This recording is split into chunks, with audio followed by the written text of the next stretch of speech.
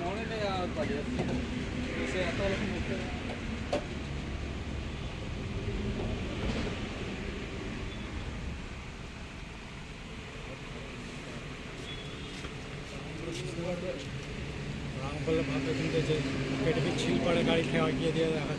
না না সব ধরে দেখাবো